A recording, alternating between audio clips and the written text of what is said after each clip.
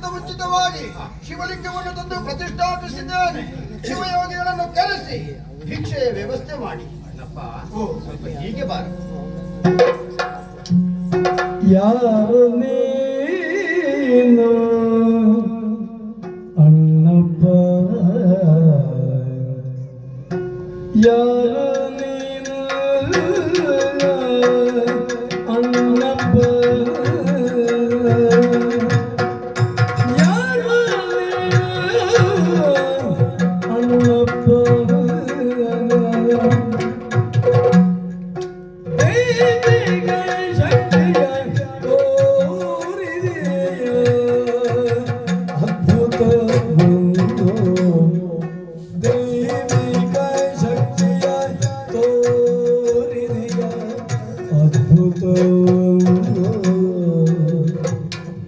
ಯಾರು ನೀನು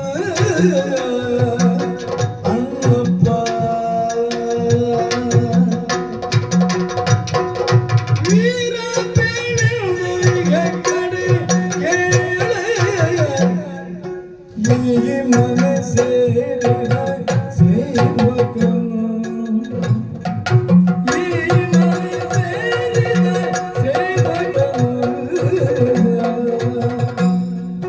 ಯಾರು ನೀನು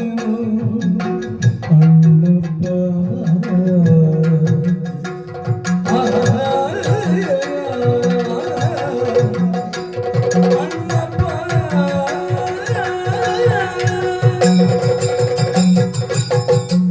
ಏನು ಸ್ವಾಮಿ, ನಿನಗಾಗಿ ನನ್ನ ಮುಖವನ್ನೇ ನೋಡ್ತಾ ಇದ್ದೀರಲ್ಲ, ಯಾಕೆ?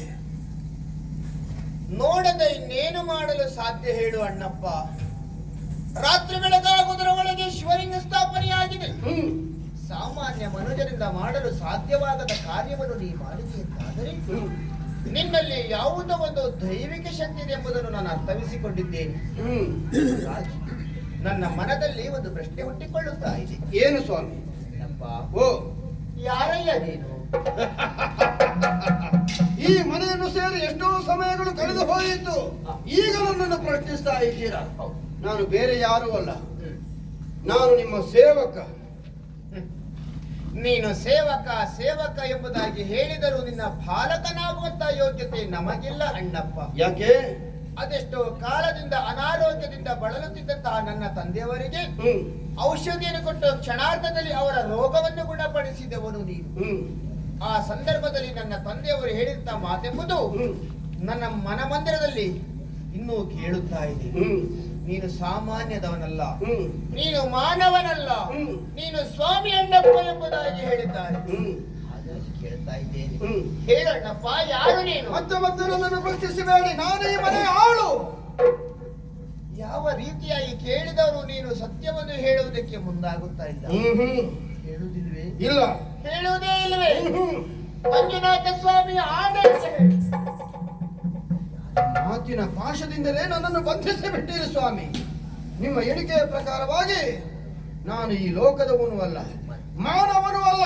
ಮತ್ತೆ ಕೈಲಾಸದಲ್ಲಿ ಶಿವನ ಜೊತೆಯಾಗಿದ್ದಂತಹ ಧರ್ಮದೇವತೆಗಳಲ್ಲಿ ನಾನು ಒಬ್ಬ ಗಣಮಣಿ. ಕೈಲಾಸದ ಧರ್ಮದೇವತೆ ನಮ್ಮ ಮನೆಯ ಆಳಾಗಿ ಧರೆಯಲ್ಲಿ ಧರ್ಮ ನಶಿಸ್ತಾ ಇರುವಂತಹ ಸಂದರ್ಭ ಸರ್ವೇಶ್ವರನಿಂದ ಆಜ್ಞೆಯನ್ನು ಪಡೆದು ಹೊರಟು ಬಂದೆ. ಯಾರಲ್ಲಿಯೂ ಎಲ್ಲಿಯೂ ಇಲ್ಲದೇ ಇರುವಂತಹ ಸದ್ಗುಣಗಳು ಈ ನೆಲ್ಯಾಡಿ ಮನೆತನದವರಲ್ಲಿ ನೋಡಿ ಸೋತು ಇಲ್ಲೇ ಆಳಾಗಿರಬೇಕಾಯಿತು. ನಿನ್ನ ಯೋಗ್ಯತೆಯನ್ನು, ನಿನ್ನ ಬೆಲೆಯನ್ನು, ನಿನ್ನ ನೆಲೆಯನ್ನು ತಿಳಿಯದೆ ಹಾಳಾಗಿ ದುಡಿಸಿದಕ್ಕೆ ಮೊದಲಾಗಿ ಕ್ಷಮೆಯನ್ನು ಯಾಚಿಸುತ್ತಾ ಇದ್ದೇನೆ. ಕಳೆದ ವಿಚಾರವಾಗಿ ಯೋಚಿಸಬೇಡಿ. ಶಿವಲಿಂಗ ಸ್ಥಾಪನೆಯಾಗಿದೆ, ಶಿವಯೋಗಿಯನ್ನು ಕರೆಸಿ ಭಿಕ್ಷೆಯ ವ್ಯವಸ್ಥೆಯನ್ನು ಮಾಡೋಣ. ಅವರನ್ನು ಹುಡುಕಿಸುವಂತಹ ಪ್ರಯತ್ನವನ್ನು ಮಾಡಬೇಡಿ. ಸಾಕ್ಷಾತ್ ಶಿವನೇ ಶಿವಯೋಗಿ ರೂಪದಲ್ಲಿ ಬಂದು ಈ ನಾಡಿನಲ್ಲಿ ದೇಗುಲ ಆಗುವುದಕ್ಕೆ ತಮಗೆ ಪ್ರೇರಣೆಯನ್ನು ನೀಡಿದ.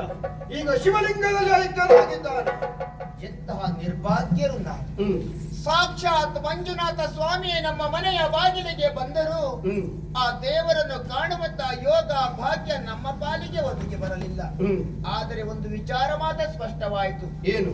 ಯಾರ ಮನೆಯಲ್ಲಿ ನಿತ್ಯ ದಾನ ಧರ್ಮಾದಿಗಳು ನಡೆಯುತ್ತದೆಯೋ ಅವರ ಮನೆಯಲ್ಲಿ ಅವರ ಮನದಲ್ಲಿ ಮಂಜುನಾಥ ಸ್ವಾಮಿ ನೆಲೆಯಾಗುತ್ತಾನೆ ಎನ್ನುವುದಕ್ಕೆ ಹೆಗ್ಗಡ್ಡೆ ಕುಟುಂಬವೇ ಜ್ವಲಂತ ಸಾಕ್ಷಿಯಾಗಿ ಹೋಯಿತು.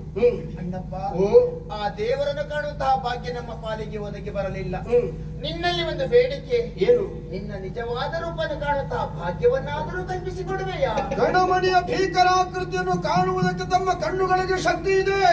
ಗ್ರಹಿಸುವುದಕ್ಕಾಗಿ ಬಂದವನಲ್ಲವೇ ನೀನು? ತಮ್ಮ ಕಣ್ಣುಗಳಿಗೆ ದಿವ್ಯ ಚೇತನವನ್ನು ನೀಡುತ್ತಾ ಇದ್ದೇನೆ, ನೋಡಿಕೊಳ್ಳಿ ನನ್ನ ರೂಪ.